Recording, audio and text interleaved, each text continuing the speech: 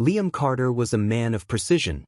CEO of one of the most profitable tech companies in the country, he was used to controlling everything, from market trends to his meticulously arranged wardrobe. At 37, with a net worth exceeding 9 figures, he had everything money could buy. Everything except a quiet heart. When his college roommate turned investor invited him to an exclusive charity gala dinner at the Bellagio's private rooftop restaurant, Liam reluctantly agreed. But there was a catch. "Bring a date," the invitation read. No excuses. Liam didn't date, not seriously. His past relationships had taught him that most women were interested in his bank account, not his soul. He had neither time nor patience to navigate through social pretense.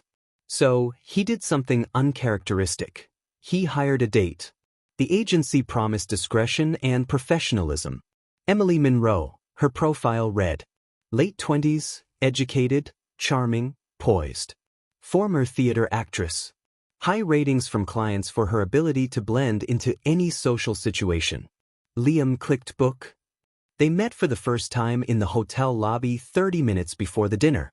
She arrived exactly on time, wearing a deep emerald dress that contrasted elegantly with her red curls. Her smile was confident but not arrogant, her presence captivating without trying. "You must be Liam," she said, extending her hand. He shook it. "You must be Emily." "I am. And you're even more serious in person." He arched an eyebrow. "Let's just get through dinner." As they walked toward the elevator, she added, "If you want me to pretend to be your doting girlfriend, you'll have to give me more than that poker face." Liam smirked.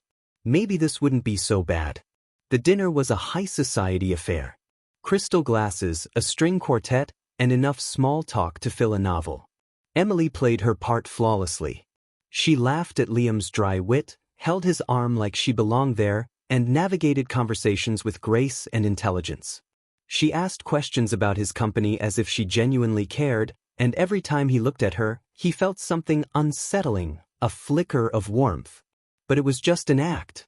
That's what he reminded himself. Later that evening, after they escaped to the balcony to catch their breath, she leaned on the railing and said, "So, what made you hire someone for a date?" He hesitated. "I don't have time for relationships." She studied him.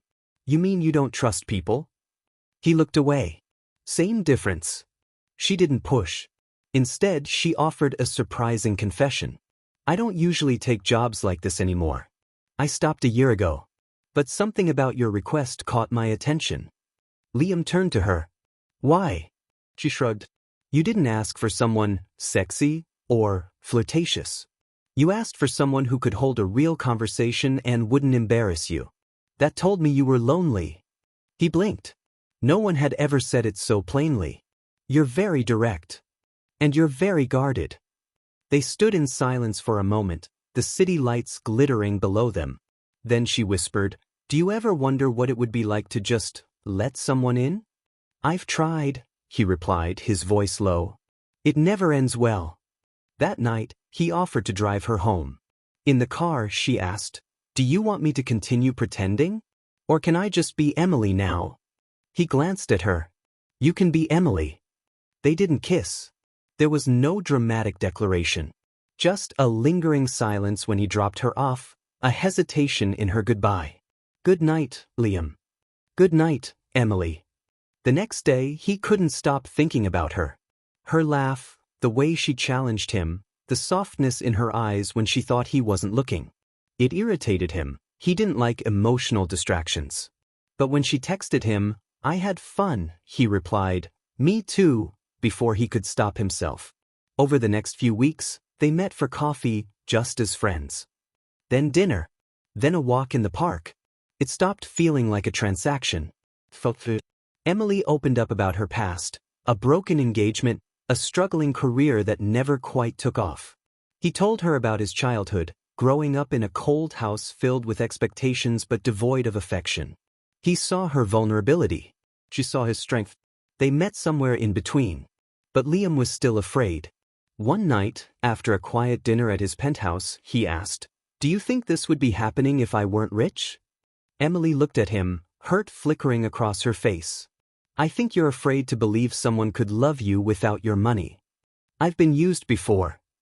I'm not using you. He didn't respond. She grabbed her coat. If you don't trust me by now, maybe we should stop. He didn't stop her from leaving. That night, he sat alone in the dark, staring at the empty glass where her lipstick used to be. For the first time in years, his chest ached. A week passed. No texts. No calls. His world, once controlled and calculated, felt off-kilter. Finally, he showed up at her doorstep. She opened the door, surprised. Liam. He held out a single daisy. I realized something. I don't care if this started as a contract. I care that it became something real. And I was too scared to believe it. Emily stepped forward, tears welling up. It was always real for me. They kissed, softly, slowly, like a promise. From that moment on, there were no more contracts, no more facades. Just two people learning to trust, to heal, to love. And though Liam still ran empires and Emily still loved theater, their favorite place became the rooftop balcony, where their story had truly begun. Emily woke up to the scent of freshly brewed coffee and the faint hum of classical music. For a moment, she forgot where she was, until she turned her head and saw Liam in the kitchen, barefoot, wearing a white t-shirt, pouring coffee into 2 mugs. He noticed her and smiled. Good morning. She sat up, the sheet wrapped around her. You make coffee now? For you?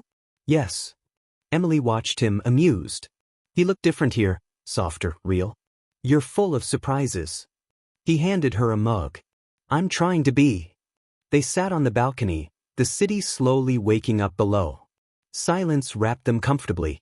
I keep thinking about how this started, Emily said. Liam looked at her. I know. It's crazy. She laughed lightly. It's more than that. I think I was falling for you from the beginning, but I didn't let myself believe it. He nodded. I was too scared to believe anyone could love me without expectations. Emily touched his hand. I don't want anything from you, Liam. Just you. He turned his hand and laced his fingers with hers. I know that now. And I want everything with you, slowly, honestly. No more walls. She smiled. No more pretending. They stayed like that, fingers intertwined, sunlight warming their skin. The city buzzed below, but here, on their balcony, it was peaceful. A new chapter had begun. And this time, there were no contracts. Only love.